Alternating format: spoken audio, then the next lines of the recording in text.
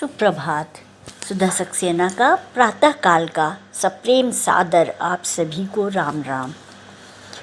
जैसा कि जानते हैं, नवरात्र के दिन चल रहे हैं और पिछले उसमें इस पर चर्चा भी मैंने करी थी कि प्रकृति और परमेश्वर एक रूप है, दोनों अलग नहीं है और प्रकृति और परमेश्वर मिलकर के इस जगत की रचना करते हैं। आज मैं कुछ रामायण को लेकर के आपको इसी माँ से संबंधित चर्चा करने की इच्छा रखती हूँ। वाल्मीकि रामायण हो या रामचरितमानस, यदि आप गौर करेंगे तो राम कथा को विस्तार देने का एक क्रम है और आप देखेंगे कि सभी अध्याय का केंद्र बिंदु हमारी अम्बा शक्ति ही है। जब भी आप रामायण पढ़ें तो उसके भावों पर ध्यान दें, उसके विचारों पर ध्यान दें, उसमें क्या चीज़ हमें वो सिखाना चाह रहे हैं इस पर ध्यान दें। आइए आगे बढ़ते हैं। बालकांड में प्रधान शक्ति पराम्बा हैं, भवानी हैं, केंद्र में वही हैं और केंद्र में पार्वती हैं। पार्वती को बिना पार्वती के राम कथा आगे नहीं बढ़ सकती थी और पार्वती उसमें कौशल्या हैं। कौशल्या ने बालकांड की कथा को आगे बढ़ाया है। कौशल्या को राम कथा में पार्वती माना गया है। अयोध्या कांड की केंद्रीय शक्ति माँ जानकी हैं, जबकि अरण्य कांड की केंद्रीय शक्ति शबरी हैं। आप हर एक के कामों का ध्यान करिए, क्योंकि रामचरितमानस आप सब ने पढ़ी है और आपको उसका ज्ञान है। उस पर देखिएगा कि जो अरण्य कांड है उसमें शबरी हमें क्या सीख दे रही हैं। माँ के रूप में वहाँ पर शबरी के रूप में, शबरी के चरित्र के रूप में माँ वहाँ पर प्रकट हुई हैं। किष्किंधा कांड में केंद्रीय शक्ति थोड़े समय के लिए आई तारा हैं और सुंदरकांड की केंद्र बिंदु स्वयं प्रभा देवी हैं। लंका कांड के केंद्र में मंदोदरी है। अगर आप गौर करेंगे तो रावण की पत्नी मंदोदरी समय समय पर रावण को सही सीख देती हुई दिखी। इतने खराब माहौल में, आसुरी प्रवृत्तियों में रहते हुए भी मंदोदरी ने अपनी जो अच्छी भावनाएं थीं, जो शक्ति, जो शिव शक्ति थी, उसको नहीं छोड़ा था और समय समय पर वो रावण को उपदेश देती हुई दिखी हैं। उत्तरकांड की केंद्रीय शक्ति स्वयं भगवती हैं।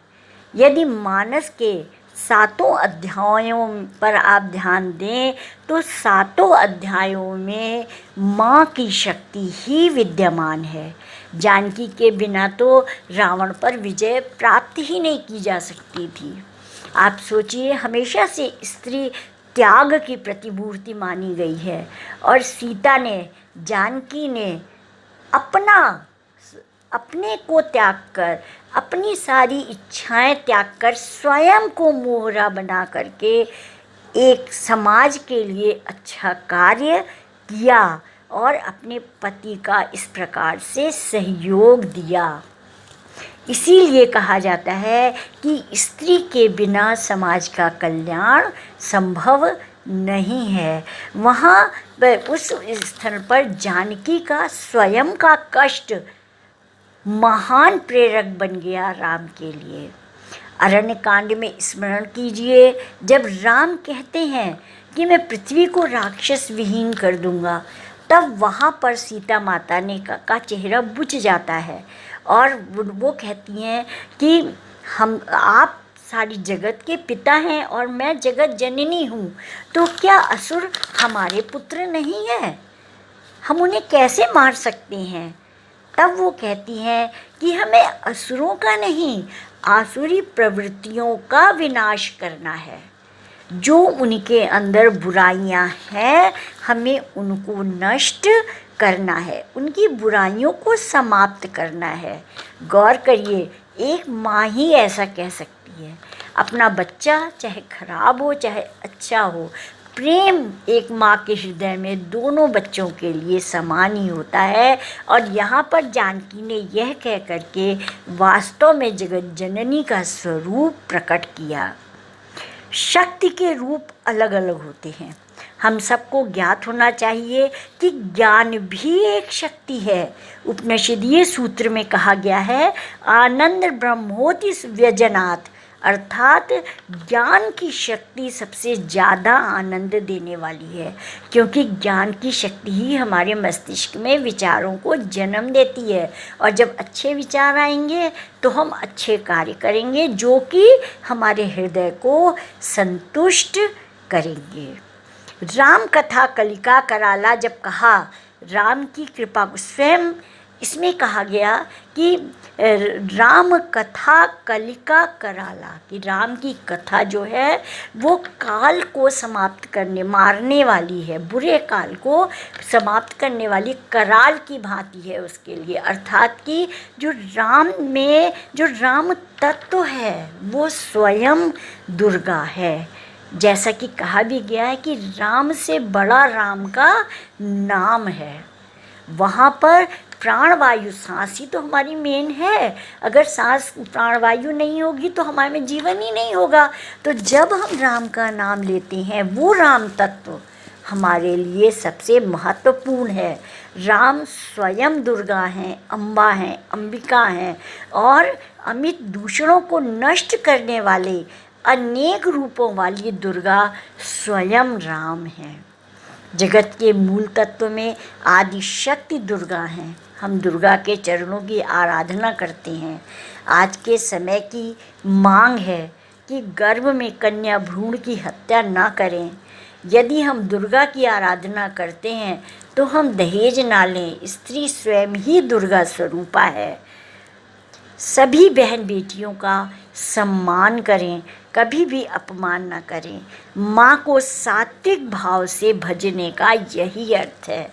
नवरात्र के दिन हमें इसी शक्ति के आह्वान के लिए कहते हैं। माँ ने विशेष कारणों से ही खड्ग धारण किया था। जैसे कोई डॉक्टर हिंसक नहीं होता है, लेकिन जब ऑपरेशन करना होता है तब वह औजारों को ग्रहण करता है, चाकू कैंची अपने हाथ में लेता है।